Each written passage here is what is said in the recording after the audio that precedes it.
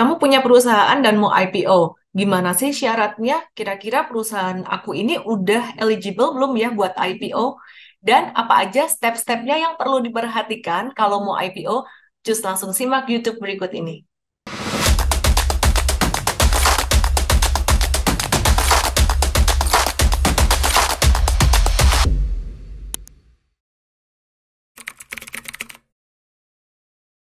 Tahukah kamu di tahun 2023 Bursa Efek Indonesia itu mencatat rekor IPO tertinggi sepanjang masa, terbanyak. Jadi ada 79 perusahaan yang IPO atau melantai di bursa atau bahasa singkatnya tuh go public gitu ya. Dengan total perolehan dana itu mencapai 54,14 triliun rupiah. Naik drastis dari 2022 yang mencapai 59 emiten dengan total perolehan dana tuh cuma 33,06 triliun. Nah, hal ini tuh menarik ya. Kenapa? Karena banyaknya minat IPO ini sebenarnya memang memajukan bursa kita, memajukan industri pasar modal kita. Tapi yang perlu dicermati oleh teman-teman sebagai investor retail, kita mesti juga melihat fundamental, teknikal, serta likuiditas perusahaan tersebut kalau mau berinvestasi di situ. Nah, menariknya nih ya, ada dua emiten yang langsung menopang 69% market cap di 2023, yaitu PT Barito Renewables Energy Tbk dengan kode sahamnya BRAND dan PT Aman International Tbk dengan kode sahamnya AMMN. Market cap BRAND saat itu mencapai 1 triliun lebih dan AMMN mencapai 480 triliun. Pertanyaannya, apakah kalau IPO itu harus segede BRAND dan AMMN sih? Harus triliunan gitu market cap-nya? Sebagai pengusaha tuh, kalau perusahaannya belum segede itu, boleh nggak sih IPO? Caranya gimana? Apa yang perlu diperhatikan dan dipersiapkan oleh pengusaha untuk go IPO? Karena melihat banyaknya perusahaan yang go public di 2023 ini menunjukkan dukungan Bursa Efek Indonesia untuk pengusaha buat IPO.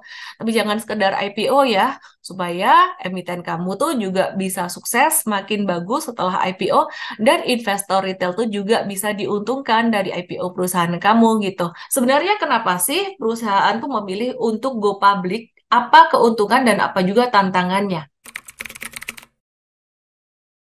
IPO, singkatan dari Initial Public Offering atau penawaran perdana saham di Bursa Efek Indonesia, disebut juga aksi go public yang dilakukan oleh suatu perusahaan yang ingin mencatatkan sahamnya di Bursa Efek supaya bisa turut dimiliki oleh masyarakat luas. Maka perusahaan yang melantai di bursa ini disebut dengan perusahaan terbuka, disingkat TBK, karena sahamnya itu terbuka, bisa dimiliki dan diperdagangkan oleh publik. Keuntungan perusahaan yang go public nomor satu pastinya dapat tambahan modal untuk menjalankan bisnisnya. Nah, dana yang didapat dari IPO ini akan digunakan untuk berbagai macam keperluan, pengembangan usaha, dan ada juga yang buat bayar utang.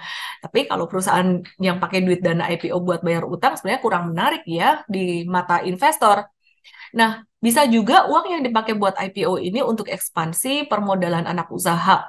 Selain itu, IPO juga menjadi opsi pendanaan yang lebih menguntungkan daripada pinjaman bank. Kenapa? Karena perusahaan nggak ada kewajiban untuk membayar dividen secara berkala ke pihak investor.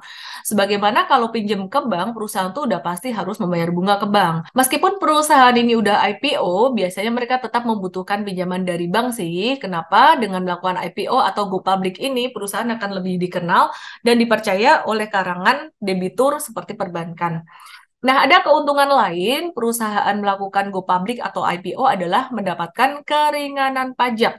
Sebenarnya ada banyak lagi benefit-benefit lain ya untuk IPO. Ada juga tuh emiten yang katanya IPO tujuannya buat exit untuk dapatin keuntungan dari kenaikan harga saham.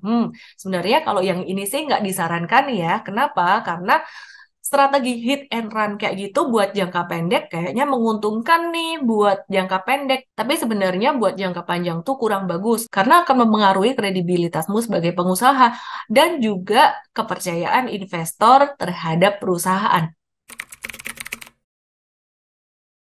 Jadi gimana sih syarat IPO itu? Simpelnya nih ya, yang pertama, perusahaan harus berbentuk perseroan terbatas atau PT dan sudah berdiri setidaknya 3 tahun, memiliki komisaris independen, 30% sahamnya, memiliki minimal 2 direktur, corporate secretary, komite audit, internal audit, komite nominasi, dan komite remunerasi. Memperoleh pernyataan efektif dari OJK dan juga harga saham awal itu papan utama atau papan pengembangan itu di atas 100 per lembar saham, di mana papan akselerasi itu di atas 50 per lembar saham. Sebenarnya bicara tentang syarat IPO sendiri, kalau aku bilang sih lebih ke kesiapan perusahaan di dalam berkembang ya. Kalau kamu mau belajar lebih dalam tentang kesiapan perusahaanmu untuk go public atau memang udah ada plan go public, langsung aja ke sini ya. Kita akan lanjutkan diskusi dan edukasinya di sini.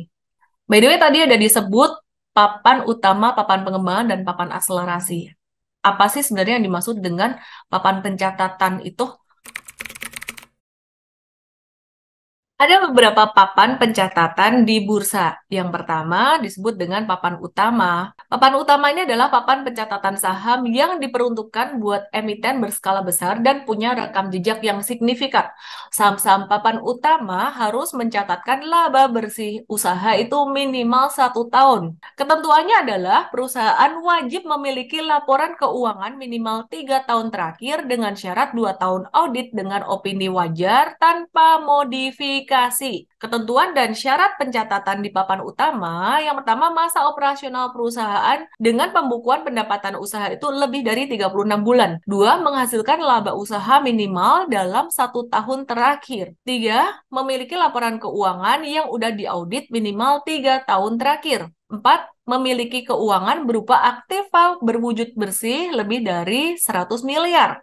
5. Terdapat minimal 300 juta saham yang ditawarkan ke publik. Ketentuan yang menyertai terdiri dari nilai ekuitas di bawah 500 miliar dengan total saham 20%. Nilai ekuitasnya 500 miliar sampai 2 triliun dengan total saham 15%. Dan nilai ekuitas di atas 2 triliun dengan total saham 10%. Jumlah pemegang saham lebih dari atau sama dengan 1.000 pihak. Harga saham perdananya lebih dari atau sama dengan 100. Batas harga terendah itu 100 rupiah per lembar saham. Nah, perusahaan-perusahaan yang masuk ke papan utama ini seringkali mereka juga disebut dengan perusahaan first liner. First liner tuh gimana sih? First liner adalah perusahaan yang memiliki saham total market cap-nya di pasar itu di atas 10 triliun. Bisa dibilang saham kategori ini merupakan big caps, punya bobot besar, dan bisa mempengaruhi pergerakan IHSG. Saham first liner biasanya memiliki likuiditas yang bagus. Artinya, saham tersebut mudah diperdagangkan, baik diperjualbelikan karena banyak peminatnya. Jadi bid offer-nya tuh nggak bolong-bolong gitu. Dan volume perdagangannya tuh selalu stabil, nggak kadang-kadang volumenya hilang, kadang-kadang volumenya tinggi gitu. Jadi nggak gampang digoreng lah. Semestinya sih begitu. Meskipun tidak menutup kemungkinan juga untuk saham-saham yang masuk ke papan utama ini bisa digoreng juga nih ya.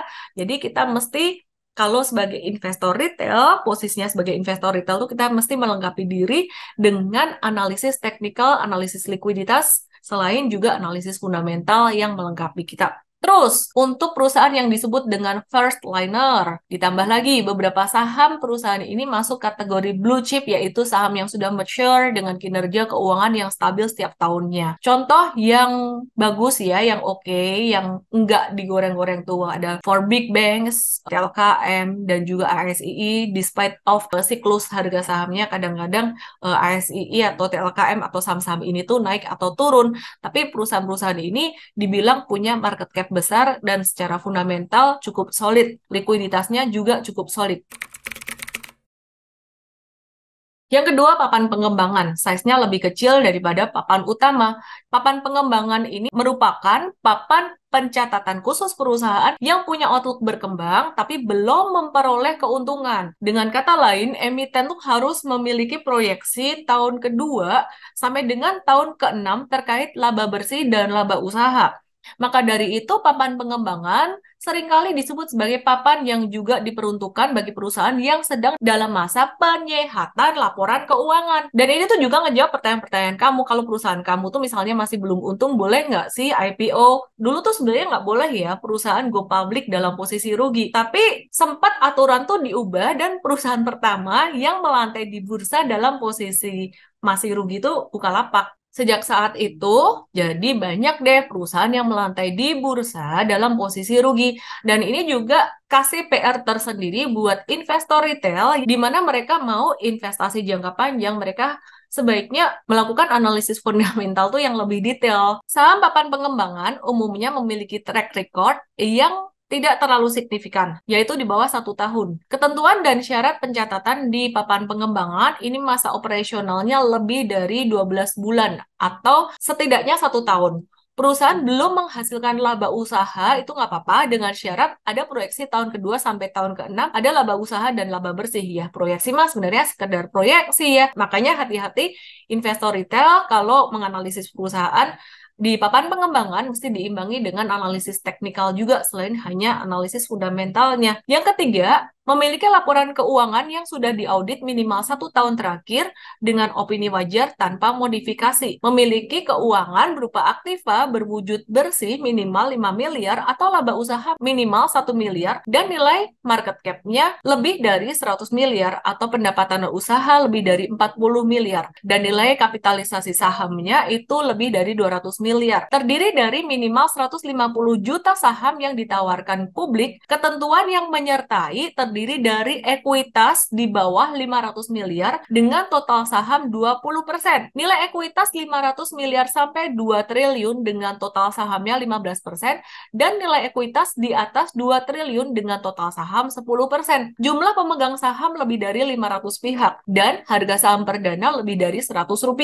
Batas harga terendahnya Rp50 per lembar saham. Emiten-emiten ini seringkali masuk dalam golongan second liner. Sebenarnya nggak ada tuh definisi di bursa first liner, second liner, dan third liner. Itu tuh kayak istilah gaul aja yang dipakai oleh para investor saham baik retail maupun institusi. Second liner tuh adalah perusahaan atau emiten saham lapis 2 yang berasal dari perusahaan-perusahaan berukuran menengah dengan nilai kapitalisasi pasar atau market cap to medium antara 500 miliar sampai 10 triliun. Pergerakan harga saham second liner ini lebih fluktuatif dibandingkan saham first liner karena tingkat market cap-nya itu jauh lebih rendah gitu ya. Jadi istilah kata tuh lebih gampang lah kalau mau digerakin gitu. Meskipun begitu, rata-rata saham second liner itu kebanyakan cukup liquid. Jadi bukan berarti kalau second liner atau di papan pengembangan terus jadi jelek itu enggak juga ya. Masih banyak kok yang bisa investable dan juga masih banyak kok yang liquid yang bisa diinvestasikan maupun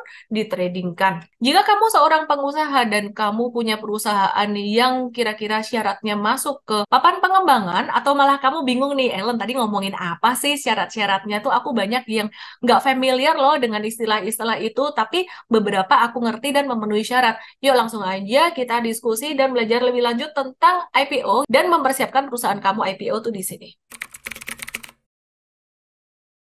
Papan yang ketiga adalah papan yang paling kecil disebut papan akselerasi. Target calon perusahaan berasal dari perusahaan yang memiliki aset kecil dan menengah.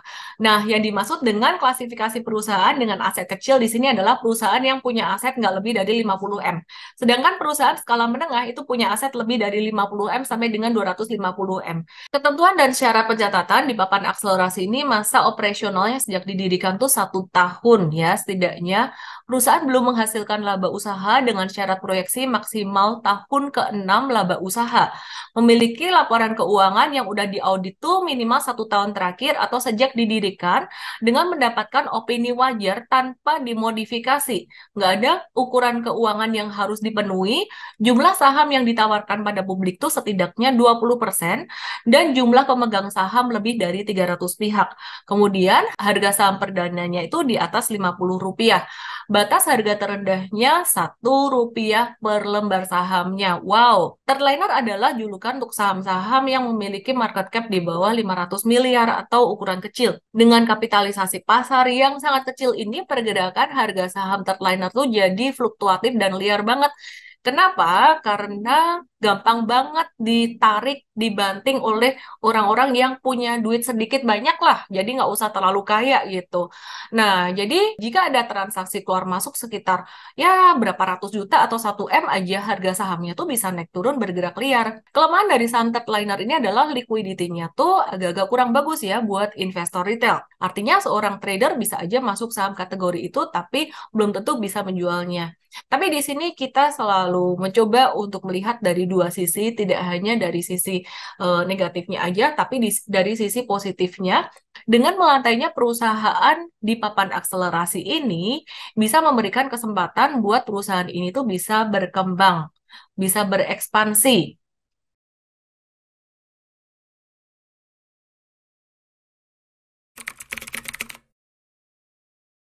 Nah, yang baru aja aku bahas tadi ini merupakan dasar-dasar dari IPO ya, jadi benar-benar basicnya banget. Jadi kalau kamu pengen mempersiapkan perusahaanmu buat IPO, saran aku tuh benar-benar di-prepare baik-baik supaya bisa long lasting juga dampak positifnya, baik untuk perusahaan sendiri maupun untuk investor, baik investor institusi maupun investor retail. Caranya gimana? Langsung aja scan di sini, kita akan lanjutkan edukasinya dan diskusi lebih lanjut.